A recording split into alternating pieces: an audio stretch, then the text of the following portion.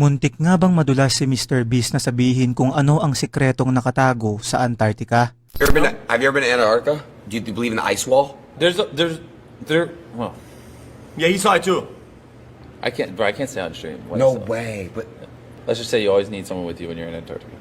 are you serious? Mga kaibigan, kapag usapang hiwaga at kababalaghan, isa ang Antarctica sa mga nasa taas ng listahan. Kamakailan nga lang ay sumikat ang clip na ito ni Mr. Beast habang nasa isang podcast kasama ng isa pang sikat na content creator na si Aiden Ross. Dito ay tinanong ni Aiden Ross si Mr. Beast kung naniniwala ba siya sa tinatawag na ice wall at makikitang pinigilan niya ang kanyang sarili na ibahagi kung anuman ang kanyang nalalaman. Para sa mga hindi nakakaalam, may isang teorya patungkol sa Antarctica na ito raw ay hindi totoong kontinente na matatagpuan sa ilalim ng ating mundo, kundi isa lamang malaking ice wall o harang sa orihinal na sukat ng ating planeta. Ayon sa teoryang ito, sa labas ng ice wall na yon ay meron pang iba't ibang mga lupa at isla at isang mas advanced na sibilisasyon na tinatago lamang nila mula sa publiko. Pinaghinalaang maaaring tinatago nila ito mula sa atin dahil sobra itong pinoprotektahan ng iba't ibang gobyerno sa ating mundo na dahilan upang hindi natin kailanman mapapatunayan ang teoryang ito.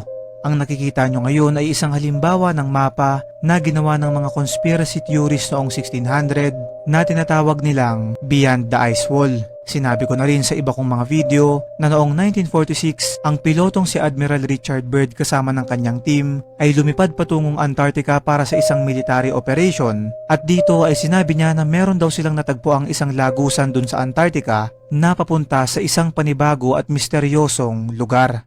At pagkatapos ng kanilang misyon ay tila ba pinatahimik sila ng US government na wag nang pag-usapan kung anuman ang kanilang nakita at kinumpis ka rin nila ang kanyang private journal. Pero syempre kung iisipin ay tunog imposible ang bagay na to na may mga nagsasabi ring baka raw nagbibiro lamang si Mr. Beast sa kanyang mga naging aksyon at hindi na dapat ginagawang big deal.